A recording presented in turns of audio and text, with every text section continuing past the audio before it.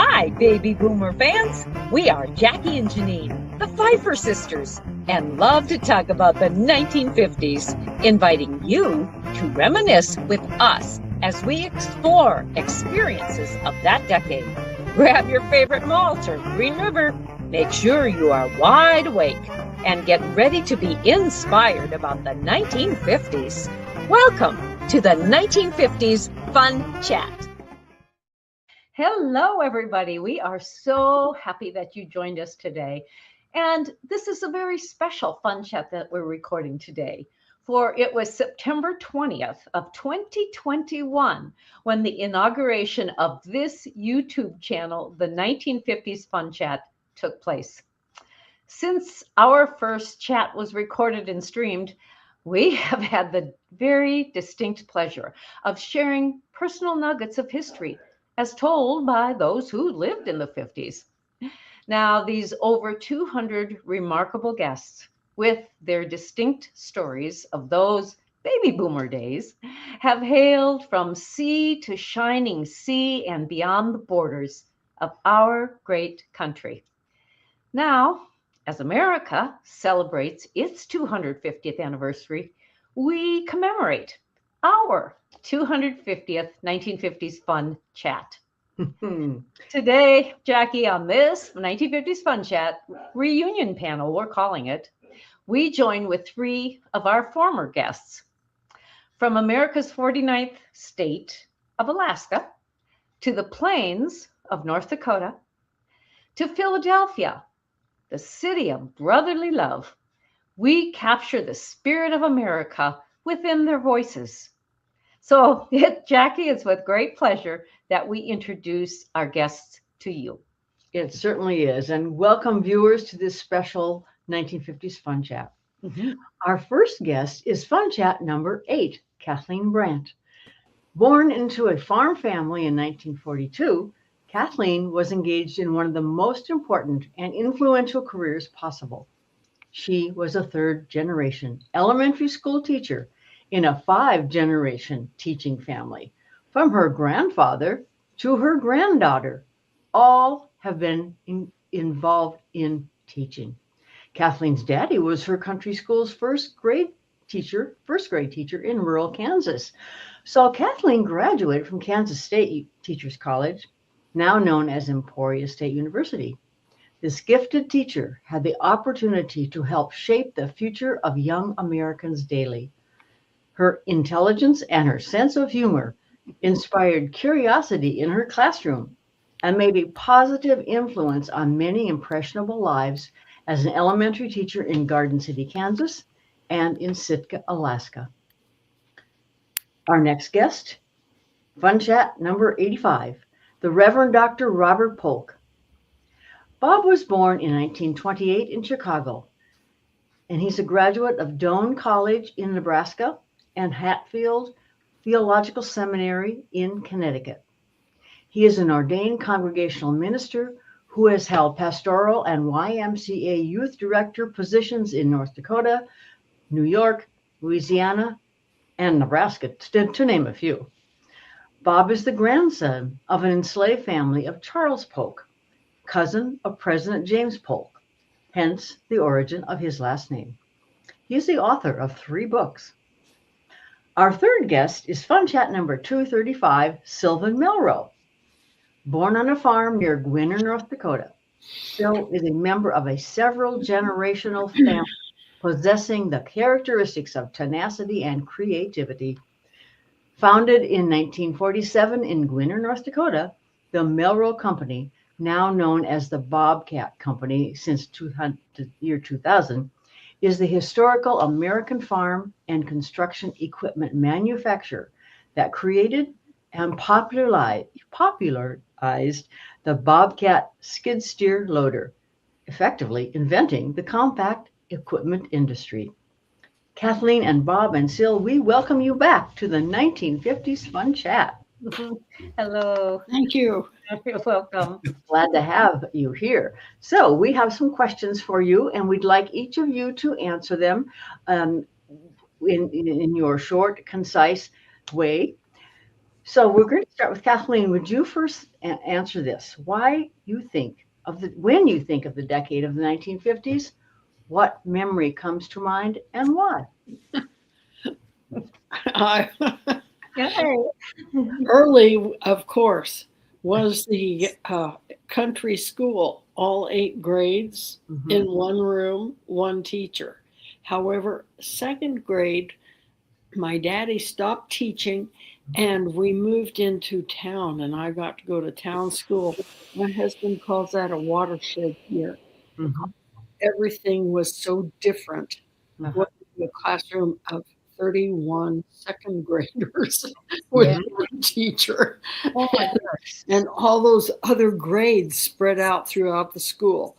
It was definitely an eye opener for me. You bet. It would be for anybody.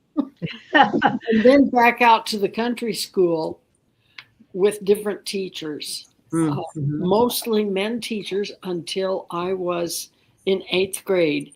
And we had a young woman as a teacher, and she needed to go back to school. Okay. So, Bob, can you tell us about why you feel, when you think of the decade of the 50s, what memory comes to mind and why? Well, first of all, congratulations on your 250th. Thanks. Yes. For some fun chat. Gave a lot of thought to this question because I do a lot of daydreaming. I'm 2 years short of becoming 100. I think a lot about what life was like with my home, my family, my buddies in the neighborhood in Chicago. And I'd never thought about the 50s as one block of time, as a decade. So when I went back after your question was raised, I think about struggle with multiculturalism, which is sort of denotes my decade of the 50s. Yes. And that sometimes can be difficult across the region, across the country, from north to south, east to west. We all perhaps face different situations that we had to learn to be a part of in this country. Of course. So, Syl, how can you answer that? When you think of the decade of the 50s, what memory comes to mind mainly and why? Well, I guess I'd go back just a little bit. My mother died New Year's Eve, 1949. I was going to play a trumpet solo in church that night. We were practicing, and she said, "I don't feel good," got up and went in the bedroom, laid down and died. I was 14 years old. Yes. So, New Year's Eve has never been very fun for me. I remember it like it happened last year. At the 50s, I was in high school and started college and got in the Army. So I did a lot of transition in my life in those period and worked on the farm. So they were wonderful years for me. Other than the 1949 thing, everything else was good. Yes. Okay. Was there something, Syl, from in all of what happened in your life in the 1950s that really is a standout, perhaps, at that time for you? Are you talking to me? Yes, please. Was there something within that 10-year decade of the 50s that was a standout time to you? Well, I don't remember any one particular thing, I guess, other than as far as the country was. Well, we always said that we grew up at the best time. It was the best music, and the country was in pretty good shape, and everything went pretty good. So it was a good time to grow up. That's what we've got too. That leads me still to the next question. Maybe you've already answered it. In one sentence, how do you define your personal life in the 50s? So maybe you've said that already, or tell us. Yeah, I think so. It was a good time to grow up, and I worked on the farm. I stayed out of school as a first grader to run a combine. My dad and uncle bought the first combine in North Dakota in 1927, and I was in the first grade. It was we lost a hired man because he'd gone into the service. Mhm. And we had a field of millet left, and Dad said, "You got to stay home and run the combine." So I did. So I tell people that's why I'm retired. I missed a couple of days of school as a first grader. See? I see. Well, Oh, dear. and folks, you can learn more about Syl's story on our YouTube channel if you go back to the 1950s Fun Chat and type in number 235 Sylvan Melroe. You'll hear his wonderful story of where, and he continues talking about that time when, as a first grader, he drove that combine. How about you, Bob? You probably weren't driving. That decade, I had not have thought about it as 10-year period, but it was a dynamic, yeasty, glorious decade for me. Oh, cool. I graduated college, 51, I think it was. I worked on the railroad as a dining car waiter, CB&Q, for a year to earn money to go to seminary. Mm-hmm. I attended seminary in Hartford, Connecticut, 1953 to 1955. Took my first parish in rural North Dakota in 1955. Left there in 2 years because I couldn't grow the parish, and went to Minot to work as a YMCA youth director and do some interracial work as the United States Air Force was beginning to build its jet base there in Minot. Mm-hmm. So 5 years, 55 to 60, I was in Minot, North Dakota. Huh. What a full decade for you. It was a full decade. I hadn't thought of it that way. Thank you for. Oh, you're welcome. Yeah. And You're a busy guy. I think you were the perfect person to help bring the airmen at that time. I don't know if there were many women Yes. in the Air Force, to bring them all together culturally. Mm-hmm. There's 19,000 of them. I couldn't bring them all together, but I did my best. Yes, it was a fun job. Good. So, Kathleen, one sentence, if you can keep it that way. How would you define your personal life in the 1950s? A lot of growing up. I was, and during that time, I had a couple of hospitalizations. I had polio, though I have no residual Oh, I don't from know. that. And then I had pneumonia when I was in high school. So it was elementary and high school. I graduated in 1960 from high school. So a lot of school and 4-H during that time. Okay. Yeah. Can you elaborate a little bit on your experience with polio? Were you hospitalized? Were you quarantined at home, or how did that go? I was. Polio was really, really rampant at that time. And it was in August. I remember August 29th was my brother Pat's birthday. Mm-hmm. And we had been to the swimming pool. My mother was really concerned. Well, on August 29th, I was baking my brother a birthday cake. And I had a splitting headache, and it just would not go away. We were out in the country quite a ways, but Mother was concerned. So I don't know if I finished the cake. I don't remember that part. But we drove 40 miles to the doctor. And I remember his office was in a house, and they took us in a back door. And he said, and I thought I had the flu. I mean, what did I know? Yeah. He said, well, I think we should put her in the hospital. And I thought, well, that is cool. I've never been in a hospital. Well, I had been born in a hospital, but I didn't remember that. Sure. So they put me in the hospital in isolation. And that meant that all of my food came on paper plates. No plastic at that time. It was paper plates, and nobody could come see me except my parents and the medical staff. And I had to stay in bed. Did your parents have to wear special clothing covering their clothing? No, I don't remember that. And I remember, I still thought it was the flu. I remember my parents and the doctor, and my dad and the doctor were personal high school friends from way back.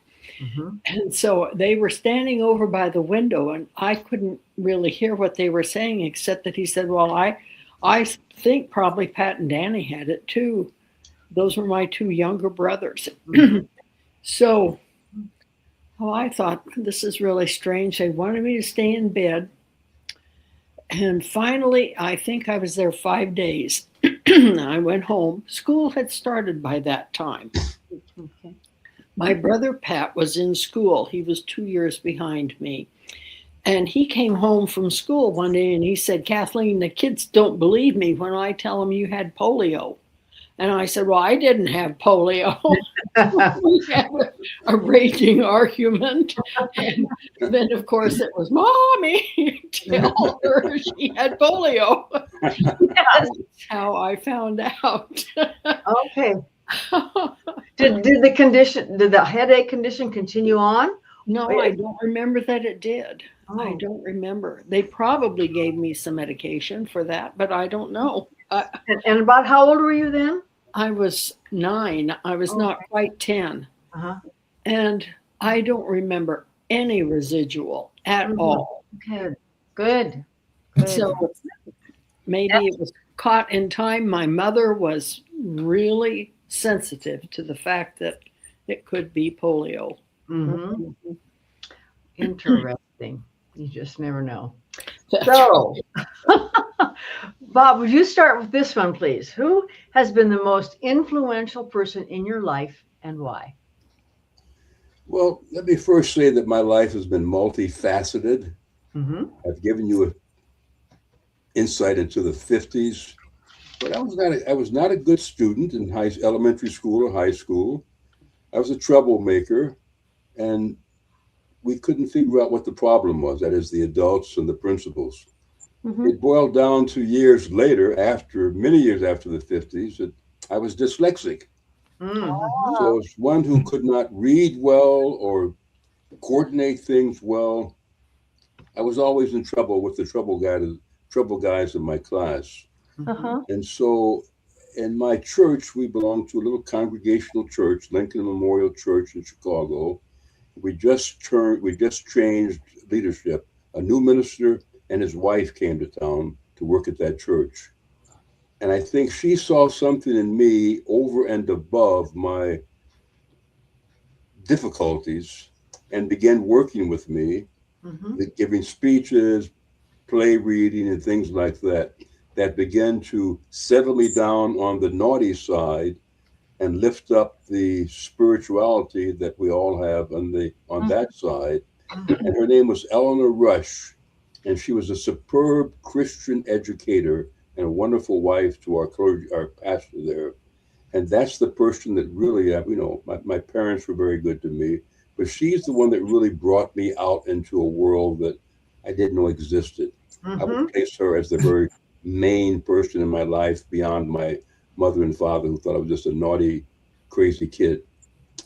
Bob, that is so wonderful that she could see beyond the dyslexia in you. You're so right, Jamie. And I can see why she's the most influential person.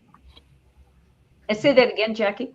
I said, and it's obvious why she was the most influential person in his life. Thank you. Yes, she changed your life. Yeah. How about you, Sylvan? What is the most influential person and why? It was interesting when Catherine mentioned polio. When I was growing up at that time, I played all the sports, and I was so concerned I was going to get polio that it really, really worried me. Unfortunately, I never did, but I guess the person who did the most influence in my life would be my dad. He was, understanding he was a really good baseball player and a fast runner, but he was 35 when I was born, so I never got to see him really play. But he was a really strong guy and never went to college, never went to high school, but he was smart, just had a lot of common sense. And I guess he taught us how to work. Yep. So that's what I did, and I guess that's what I've taught my three sons how to work. So he would have to be the one that I would say that influenced my life the most. Mhm. And aren't we all blessed when we have a parent or parents like that who who wanted the best for us, but the best might and more than likely included the ability to work, to have that know-how, to move forward and be an overcomer in life. Exactly. Oh, exactly. Go ahead. So, yeah, I suppose I was about 9 years old and I started running a tractor, working summer fallow, which I don't do anymore. But so I learned how to work. But my dad could hit a fly ball higher and farther than anybody ever seen. Our farmyard was big. It was exactly 100 yards from the house to the barn. And I have an older brother, so he'd hit fly balls to us, and every once in a while he'd hit one. But not, there was a barn there that was 60 feet long, and he would hit that about another 75 feet past the barn out in the yard, out in the barnyard. Strong man. So he could hit a fly ball higher and farther than anybody ever seen. I've caught thousands of fly balls in my life. And I bet those were pretty harsh and snappy in your glove. Did you have a baseball glove then that you used? Oh yeah, Okay. That's They good. could hurt. Yeah, we had a town base. This was after the war. Every little town in Sargent County had a baseball team. There were 7 baseball teams in Sargent County. Yeah. The Diamonds we played on, I'm amazed I have any teeth left. I was a shortstop and never got a bad bounce to taking my teeth out, I guess. But so those were fun days. Yeah. Kathleen, who was your most influential person and why? Oh, I think my mother was, definitely. She was a good guide. She helped me get started in 4-H with sewing and cooking, which were important things to future homemakers such as I. I didn't have aspirations to do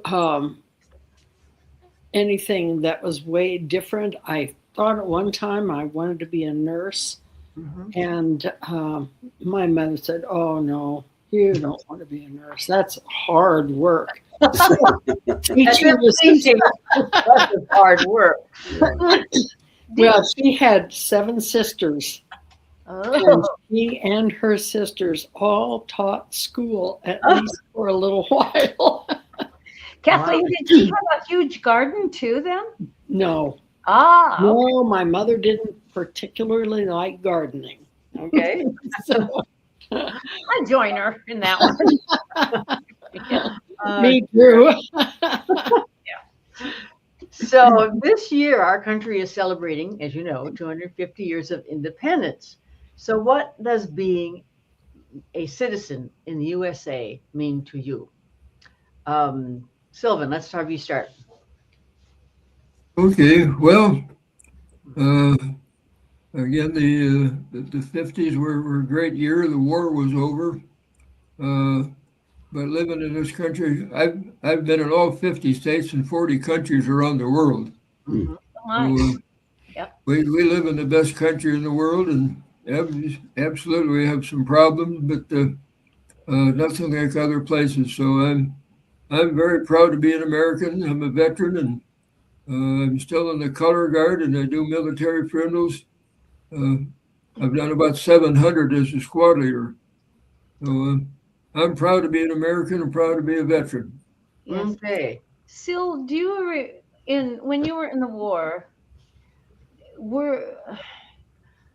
did you see folks in this country during World War II who really just flat did not want to serve? Well, I never served during wartime. You know, timing is everything. Okay. I was right between Korea and Vietnam. Oh, So I missed actual war, and have an ROTC commission, so I'm an artillery officer. It was 50 of us second lieutenants went to Fort Benning and took over the 2nd Infantry Division. and we ended up doing basic training. My battery commander said, since you're the jock, you're teaching all the PT. So I taught PT to 600 trainees over the next year and a half, plus a lot of other classes. I could as well been in high school because that's what I did, is taught classes all day. Oh, okay. All right. Very good. Did you feel fortunate to have had that position? Absolutely. Yeah, I think so. see, I almost didn't. When I was in college, we had to take ROTC for 2 years. I was going to be in the Air Force. I was going to be a pilot. I have an enlarged heart, which I thought was good. It's from running. They said, no, you're out of here. So it was about the middle of October, my junior year. I ran into Colonel Snavely, who was a PMS&T of the Army. He said, why don't you join the Army? So I did, made the decision, I did that. And the next day I'm a platoon leader and I've never done any of the manual of arms. And I'm giving commands. I don't know what I'm doing. But that was, those 2 years I spent in the military taught me how to be a leader. So Yes. I wouldn't trade those for anything. Yes. Okay. Well, they could see the potential in you, that's for sure. That's right. Yeah. Mhm. I think, and then that was very important for our country. Well, I guess we have to do, everybody has to do their part. And I think I taught a few young men how to become men and soldiers. I know that. Had some interesting people in that time, some good soldiers and some not so good, but hope they were all a little better when they left after what I did to them. Mhm. Yeah. Kathleen, what does being a U.S. citizen mean to you? Freedom, Yes. Mhm. freedom from oppression, Mhm. freedom to do a lot of things that not everyone can do in other countries. And I have been so fortunate for these many years that I know that I have taken it for granted Mhm. sometimes. Yeah. Yeah. Kathleen, I don't think you're the only one who feels that way. I think when we're born into this country, it's at least for us in the 50s or who lived through the 50s, it was just something that you're right. We did take for granted. We loved our country. We were taught patriotic songs. We said the Pledge of Allegiance in school. We sang the Star Spangled Banner and always stood for the singing of that and learned to put our hand over our hearts. We were little patriots, you might say, and that's a good thing because that's part of giving back to what our country's given. Mhm. So how about you, Bob?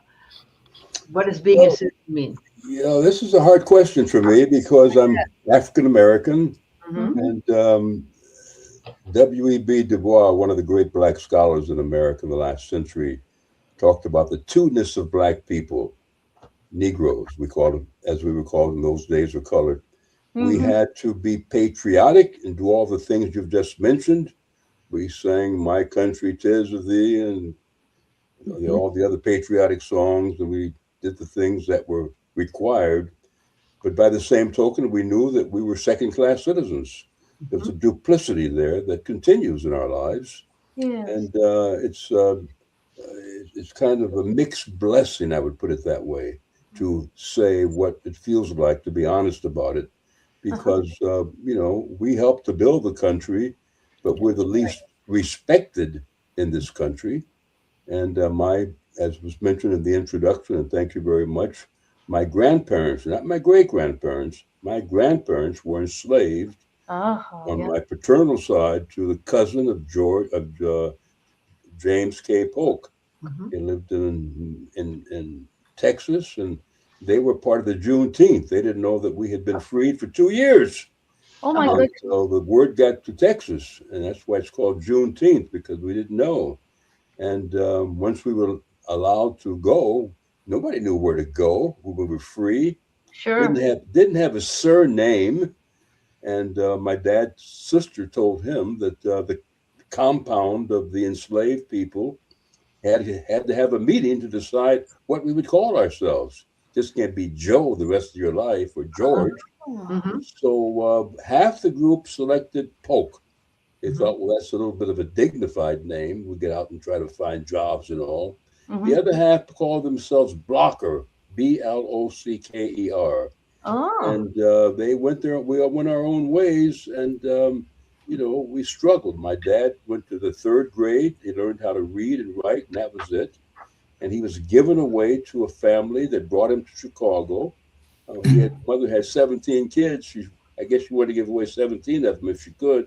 And, he made his way in Chicago, met my mother there from Georgia, and we struggled and endured and survived with a family of 6 children. I'm the youngest of 6. And so America means a lot to me, but by the same token, it's like, what can I say, one's faith, there are ups and downs. The aspirational goal is very clear. We, the people of the United States, and yet we're being put down all the time, especially this last Supreme Court ruling against the voter registration law, and now trying to get rid of the Haitians in our country and people of color. We want people from Denmark and Norway and Sweden, but not from African countries. So it's a mixed blessing, and I've seen all parts of it. I mentioned the multiculturalism earlier in the show, and I can be thankful and blessed, but I can also be one who is unhappy with the way that since 1619, when we arrived, we've been treated. That's my statement. Yes. Thank you for sharing that. That's very touching, and it's very eye-opening because that story, even in the 50s, was not taught in our history books. Exactly. No. Yeah. So thank you for sharing that. Yes, we did. So, Kathleen, many events affected American citizens before, during, or after the decade of the 50s. So can you tell us about an impactful event in your life that happened perhaps before, after, or during, besides your polio? That's a big something that happened after, or like in the 40s or 30s. I need to think about that for a little bit. Okay. All right. Sylvan, can you think about that? An impactful incident. Well, I guess the thing that most comes to my mind was when I got out of the Army. I was supposed to be a school teacher. I got out in June, and I got a letter from my cousin. My uncle started the Melroe Company. He was the inventor. He had 4 sons, and he died in 1954. So his 4 sons took over the company, and I had a letter just before I got out of the Army and said, we've got this little machine. We might need some help doing it. So I came back to the big city of Gwinner and started work there and doing things. And I thought I was going to get a job teaching school. And about the middle of October, I said, I forgot to get a job teaching school. I guess I better stay here. Yes. So then this little machine, which became the Bobcat, I had another guy by the name of Lynn Bickett, an ad agency in Minneapolis. We one morning, I got a letter from him, and it was one of those things. Sometimes you read things that like, oh, I'd like to meet that guy. And I don't know what it was he said in that letter, but I went to Minneapolis and told him about this little loader idea we had. So he came to Gwinner, and so then the next week, I was going to go down and make a brochure, and the only instructions I had were we need something more than a Melroe loader. We need a different color. So anyway, it's 250 miles from Minneapolis to Gwinner. So I'm talking to Lynn, and he said, where are you staying tonight? I said, oh, I'll drive in the morning. So I left Gwinner a little before 5 o'clock, and I used to drive a little over the speed limit once in a while. Wow. I don't think there's anyone that's done that. As long as you don't get caught, that's fine. But anyway, so I was there at 9 o'clock, and he said, what's the market for this? And we're going to sell it. Well, then we really don't have a market. There's nothing like this. We're going to have to create it. So I mentioned something about bulk fertilizer was just starting, and we could drive into a boxcar and turn around and drive back out. So that was one application. And I said, dairy cows are still in stalls or stanchions. When I said dairy, he said, we'll paint it white. I said, I don't want to clean a barn with a white machine. Yeah. And I got thinking about, a white car doesn't show dirt as much as a dark colored car. That's right. So I agreed to paint it white, and then we got out a dictionary, looked up animal names, and came to bobcat, and it says it's an animal that's tough, quick, and agile. Big noise. That's it. That's how it got its name. If you look at bobcat in the dictionary today, it's a North American animal. It's 18 inches high and weighs 45 pounds. Not a good slogan. No. Tough, quick, and agile is better. Yes. So that was we did that in a couple hours. The guy wrote a book about the bobcat, and he said there was a company in New York paid Cadillac with either $500,000 or $1 million for the word Alante. I said, I'll go back and get the rest of my paycheck. I didn't get paid nearly that well that day. So. Sometimes creativity doesn't always bring in the dollars. When we started that thing, I had people tell me that was a dumb idea. That thing will never sell. Now the company's its sales are $6 billion now. Yes. Starting from nothing. So I guess it wasn't a bad idea. No. And it again put Gwinner, North Dakota on the map. Or it was still there, probably just punctuated it. So Bob, how can you answer this question? Speaking to me? Yes. How can you answer this question? It's sort of quick and simple, but it's in that decade of the 50s. And it was my call from God to the ministry and my response to that call. Mm-hmm. And the call and the response led me, of all places, to Berthold, North Dakota. 400 people, 4-room house that didn't have any heat, that kept me warm, and an outhouse. If that wasn't God's call, I don't know what was. From a boy that came from Chicago. Had you ever had an experience using an outhouse before you went to North Dakota? Summers we'd go up to Michigan for vacation. We saw an outhouse. Then I'd force my father to meet my grandmother in Texas, and we saw an outhouse then, but not on a regular basis. Yeah. So then how did you continue with that then? You didn't have running, continue with that. You didn't have running water, is that right? No running water. We had a pump on the back porch. How did you get a shower? And we had a sign, you could put a sign in the window to tell the waterman how much water you needed for that week or that day. I had 3 kinds of heat, oil and gas, and coal for the kitchen stove was part gas and part coal, I guess it was. Mm-hmm. And I really roughed it. And I don't think I was in a seminary. There were only 2 blacks in our class, Ambassador Andrew Young and myself. And I don't think there's another person in my class that would have gone to North Dakota and on that basis. Yeah. But God is good, as we say. I learned a lot. I learned with that lovely book, Giants in the Earth, how those people struggled to open that country, 1875, whatever it was, when they became a state, and all that they had to endure. And then secondly, many, if not most, of my parishioners and 400 folks in town, and my young people especially, had never seen a person of color before. Mm-hmm. And so we had to learn how to do that from ground zero on forward. And they were so wonderful to be considerate, compassionate, two-way street. What did you do this? How did you do that? Why don't you eat watermelon? And so forth and so on. It's quite an experience, and very impactful. According to the census, you were the 46th person of color to be a resident of North Dakota, ever. Pardon? I said, according to a census, you were the 46th person of Yes, that's right. To be a resident of North Dakota. So Bob, when you got to North Dakota and those white folks saw you, What was the first thing that crossed your mind?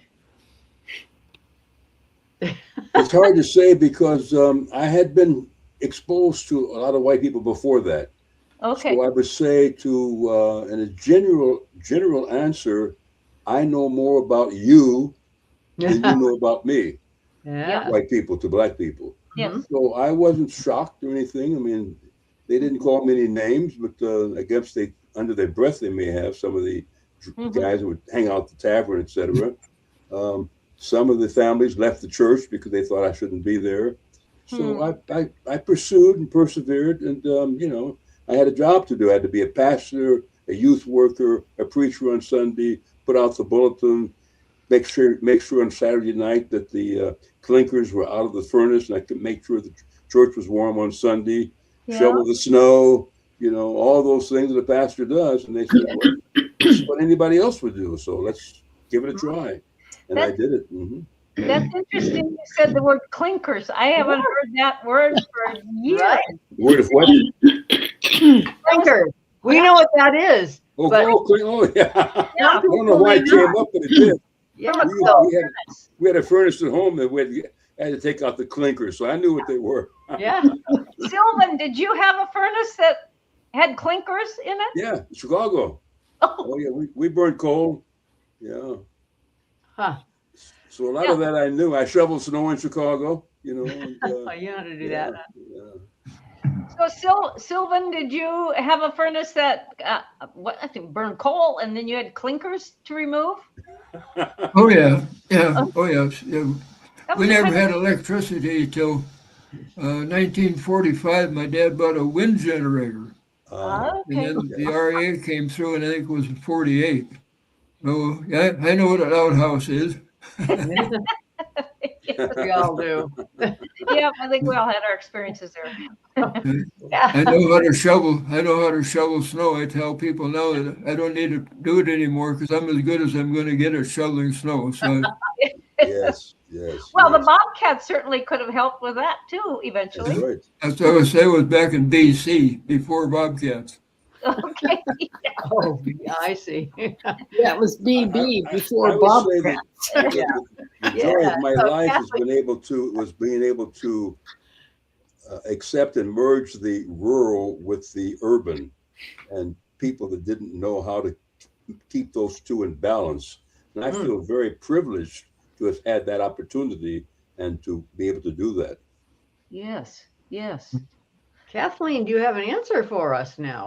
Well, I think it just came to me going to school in town for 1 year as a second grader.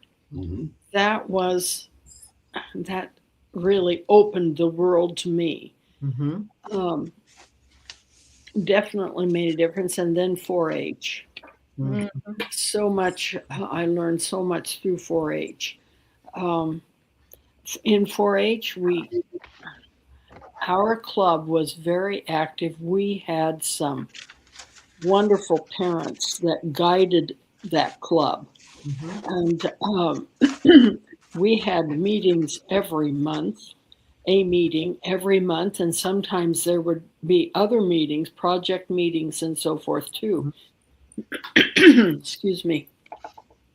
But we had to give talks at our club, a project talk, a music talk, a demonstration. My goodness, I failed a lot of demonstrations. Noodles for one. Noodles, huh? Noodles. I was making noodles. I'd made them at home. I even had made some as a sample. I'd demonstrate how to make them in front of the club, and then I would show them the sample, except the sample had dried in the meantime, and they were short little noodles by the time I unrolled them. The story of noodles. I love it. But when I got to high school, I knew how to give talks. I remember other kids in the class who hadn't been to 4-H, had gone to town school. I don't think they'd ever given talks, a demonstration or anything like that. So I was nervous, but I could do it without too much concern. Sure. And so that makes a difference. Kathleen, you said what was so impactful was going to school in town as a second grader. Can you point out something in particular about that experience? Because there were so many kids that were all my age. Oh. In the country school, I had one classmate, Okay. Joyce, and then and we went through first grade. Then I went to town school second grade. She would have been by herself, and then third through eighth grade we were the class, and so you move from being a little kid to eventually being the big kid in the school. When my daddy and future teachers who followed him until I was in eighth grade, those teachers mostly followed his example of having everybody play together at recess. We all played ball together. First grade, and there was no kindergarten. So it was first grade through eighth grade, and we always had all 8 grades, I think, when I was there. And everybody joined in. When I got to eighth grade, we had a teacher who had now been to college. Oh, excuse me. And she thought that the little kids didn't have to play with the big kids. As an eighth grader, I thought, this is wrong. We need to all be together. I mean, it was only a school of maybe 18, 19 students. We needed to be together. And I was disappointed that they segregated. She allowed us to segregate into different age groups. So those are some of the things that really influenced me. Okay. So speaking of influence. One last question. One question we want to ask, and then we will start with Kathleen, if you would. As a person who lived in or was influenced by the 1950s, what is the best advice you would give to succeeding generations?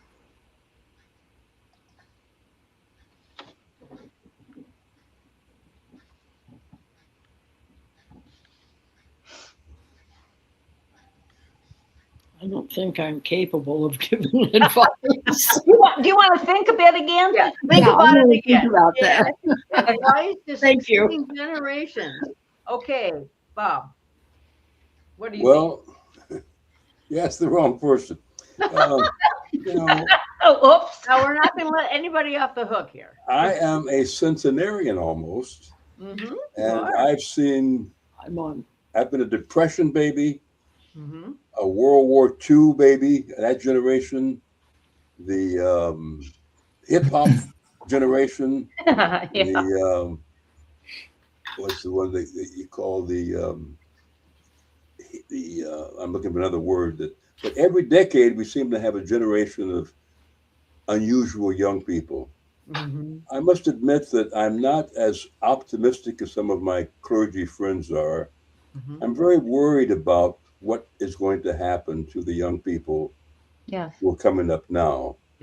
I mean, you mentioned the 4-H club. I've been almost on a tirade saying we do not have those character building organizations that we used to have. Exactly. 4-H, YMCA, YWCA, Boy Scouts, Girl Scouts, name 10 or 12 others that really took young people into their hearts and their minds and took them seriously and helped us to be who we were, along with our churches and parents, etc. Yes. All the stories being written now about young people, they stay on those damn cell phones all the time. They don't put their heads up. They don't engage in conversations. They are subject to drugs and alcoholism and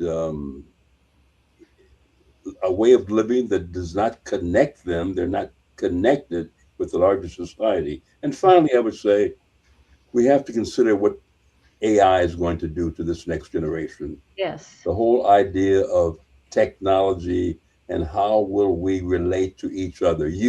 I won't be around. You relate to each other as we move forward through the next generation, the next decade. I'm a little bit skeptical about it. Yes. Mhm. Well, if you don't have the training to know how to relate, it's going to be very interesting to see how that works out. Yes. Yeah.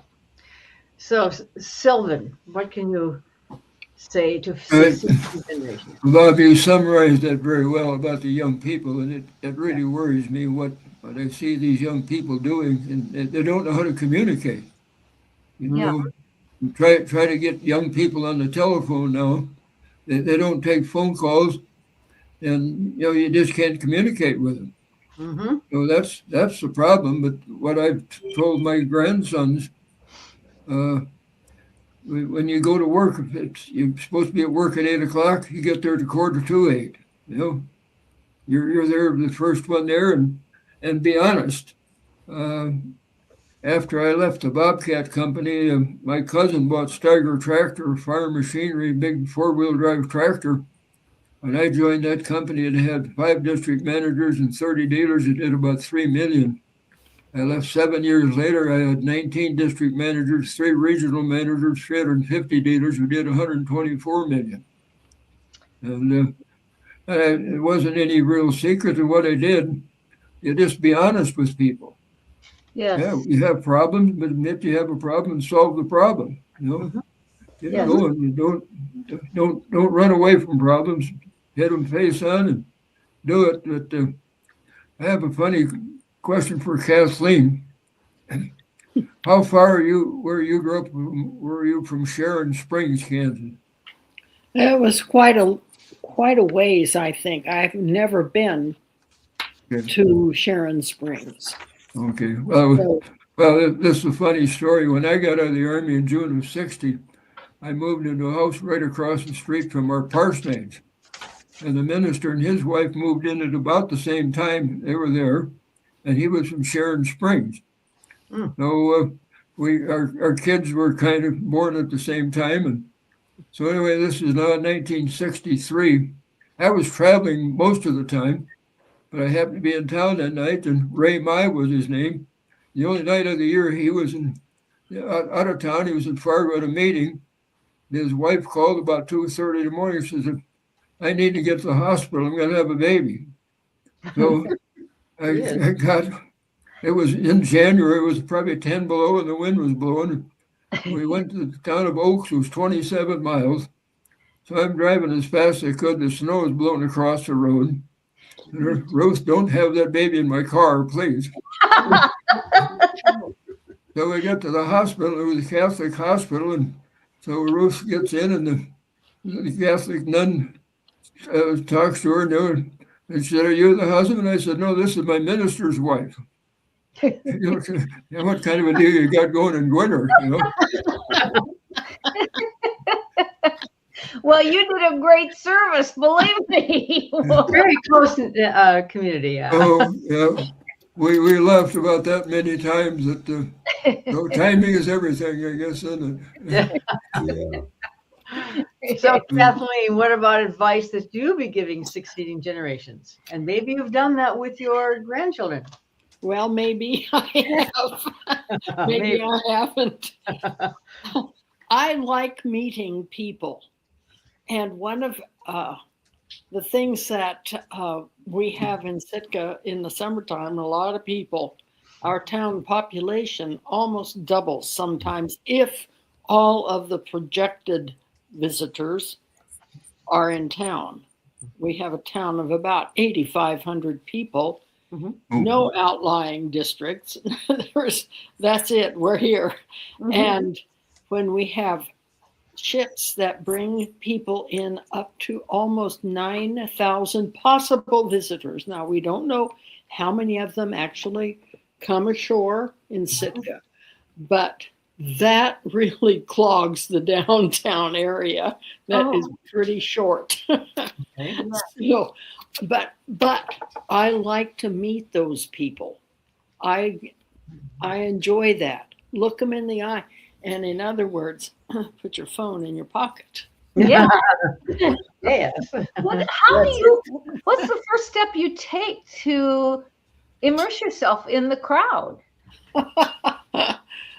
Well, sell popcorn out in front of our church. That's a good snack. Yeah.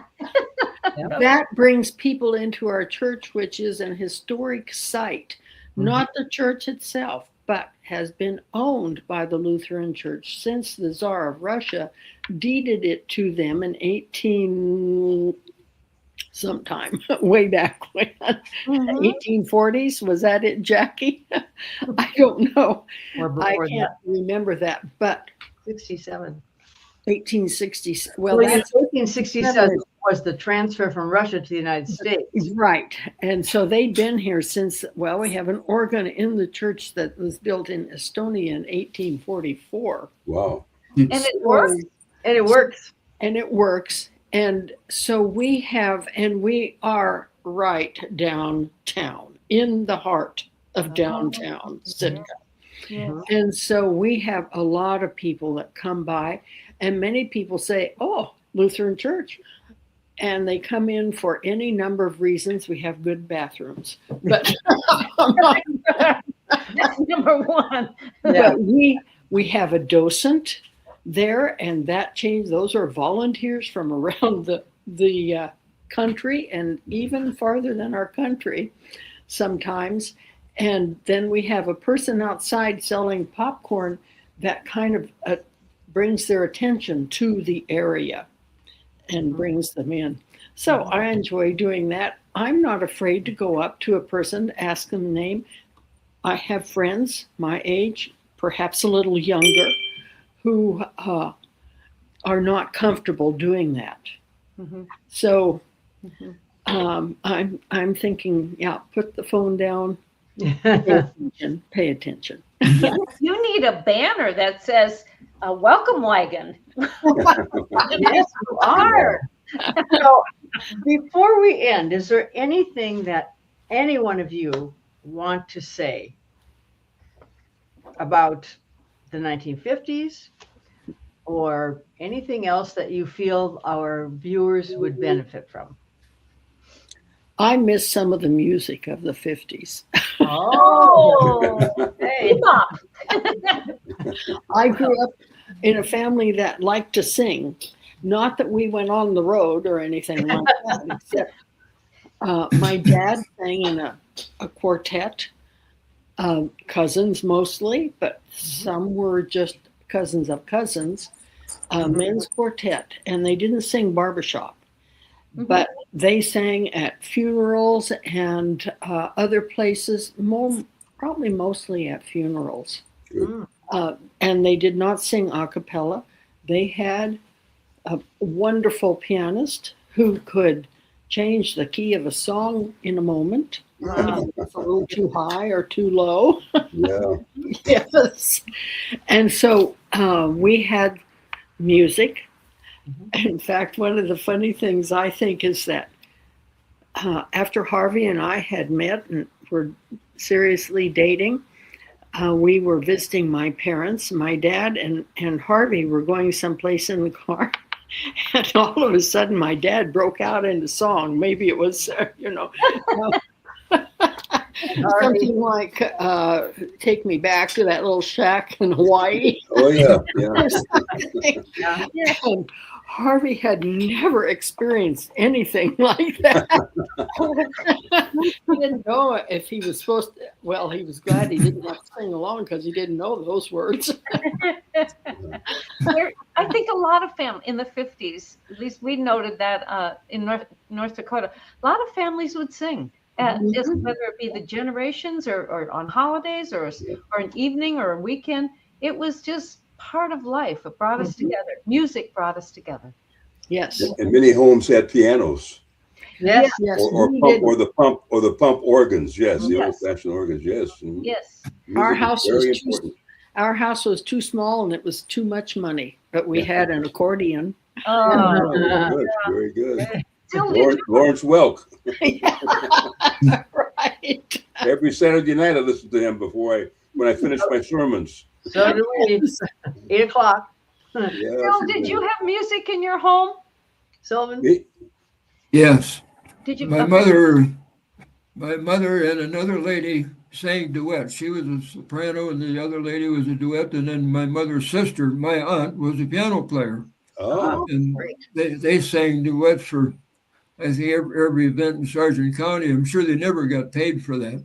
Yeah. But Right.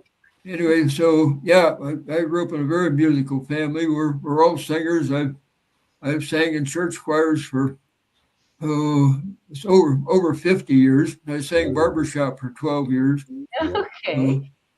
Yeah, we're very musical, and I've kind of quit singing now because I have hearing aids, and I can't quite tell if I'm on the perfect pitch, so I don't dare sing. So I'm right on the edge. So I've had to quit singing, and thanks to the artillery and growing up on a tractor, my ears don't work very good anymore. Yeah. But you have that joy in your heart. Oh, absolutely. Yeah, no, I still sing in church, but I don't sing as loud as I used to. Yeah. All right. yeah. Jackie, how can you? It's been such a marvelous time. Oh, this has been so wonderful. We thank you all so much and are grateful for you saying, yes, I'll be brave and do that. So, Well, thanks to you ladies for doing this and for just starting this thing that you did, 15 years ago or whatever, and putting this together. So really interesting meeting you, Bob, and Catherine. It was a fun morning, so thank you. you're very welcome. Wonderful to be with all of you. Yes. Thank you. Thank you. Yes. And guests, please do join us again. But before that, look at the bottom of your screen where you see www.wildthewindmillwatch.com. That is to our website, and there you'll get to see all the information, well, some information about the authors, the book, the news and events, and where to purchase this. And the book is noted right on the above. Lisa mine, it's Kathleen. Yes. Wild the Windmill Watch, the slice of rural America in the 1950s. And it was because of that little book and because of Janine saying, we need to do something like this. So here we are. And you can see all the fun chats on that site. However, if you go to the YouTube channel, YouTube 1950s Fun Chat, and if you have a certain person that you're wanting to look at, you just put their name in or the number, and you'll see, you can just click right onto that.